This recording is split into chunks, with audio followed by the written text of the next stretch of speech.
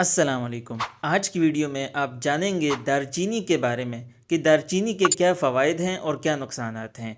सो दोस्तों, without any wastage of time let's get started. बिस्मिल्लाहिर्रहमानिर्रहीम। दोस्तों, दुनिया में पाए जाने वाले दरख्तों की एक किस्म दारचीनी कहलाती है और इन्हीं दरख्तों की छाल को दारचीनी कहा जाता है। दारचीनी जायके के लिहाज से शीरीं लेकिन ज़बान पर चुभने वाली होती है। इसकी रंगत हल्की सियाही माइल होती है और ये ज़्यादातर हिंदुस्तान, श्रीलंका और चीन में काश्त की जाती है। इसकी मुख्तलिफ़ अक़साम हैं जो अपनी जसामत और रंगत के लिहाज से एक दूसरे से ज़रा मुख्तलिफ होते हैं। जदीद तहकीक से ये साबित हो चुका है कि अमूमी अमराज के अलावा दारचीनी से शुगर के मरीज़ों को भी बहुत फ़ायदा होता है, जिसके लिए रोज़ाना सिर्फ चंद ग्राम दारचीनी का सफ़ूफ बाकायदगी से इस्तेमाल करना काफ़ी रहता है। दोस्तों, दारचीनी का मिजाज गर्म और खुश्क होता है, जबकि खानों को लजीज बनाने में इसका कोई सानी नहीं। जिस खाने में दारचीनी इस्तेमाल की जाए वो न सिर्फ ज़ायकेदार बल्कि खुशबूदार भी हो जाता है।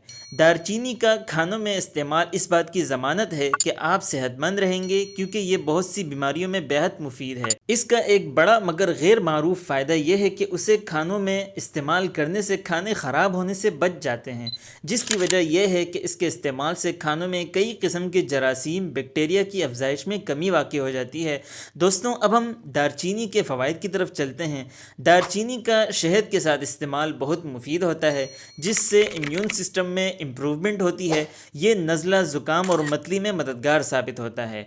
खांसी और दमे की शिकायत की सूरत में दारचीनी का सफ़ूफ शहद के साथ इस्तेमाल करने से इफ़ाक़ा होता है। अगर एलर्जी के बायस छींकें आने लगें तो दारचीनी के इस्तेमाल से ठीक हो जाती हैं। दारचीनी मैदे की खराबियों का इज़ाला करती है। जिन लोगों को बदहज़मी की शिकायत हो वो रेगुलर बेसिस पर दारचीनी का इस्तेमाल करें, क्योंकि दारचीनी हमारी आंतों और मैदे पर गिरा नहीं गुजरती और जल्द हज़म हो जाती है। पेट फूलने में इसका इस्तेमाल फ़ायदेमंद होता है। ऐसे ख़वातीन और हज़रात जिन्हें भूख ना लगती हो वो दारचीनी का बाकायदा इस्तेमाल शुरू करें। अगर दूध हज़म ना होता हो तो 1 लीटर दूध में 2 से 3 ग्राम दारचीनी मिलाकर इस्तेमाल करें, दूध हज़म होना शुरू हो जाएगा। इमराज़ क़ल्ब में दारचीनी का इस्तेमाल मुफीद है। ये हमारे जिस्म में कोलेस्ट्रॉल की सतह को नॉर्मल रखने में मददगार साबित होती हैं और ब्लड आर्टरीज़ को जमने से रोकती है।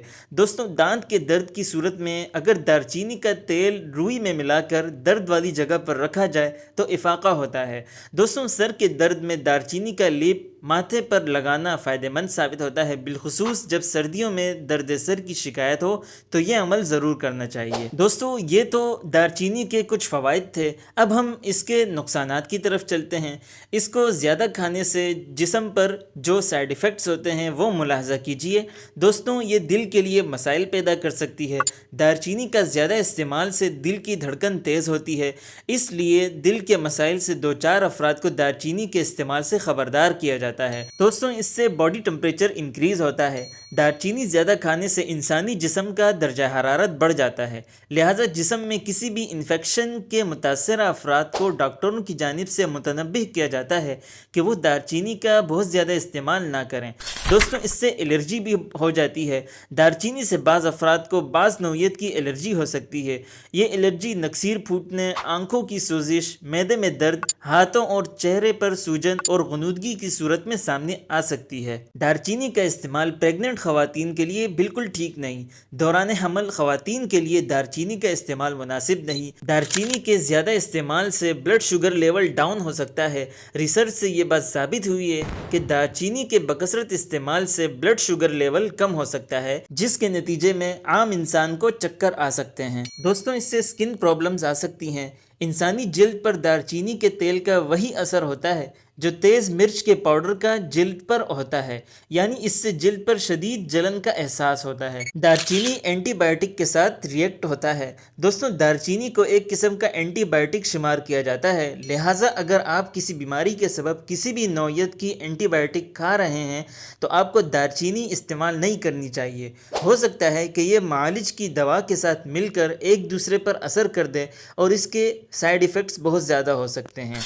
दोस्तों, आज के लिए बस इतना ही। मिलते हैं नेक्स्ट वीडियो में, तब तक के लिए अल्लाह हाफिज़।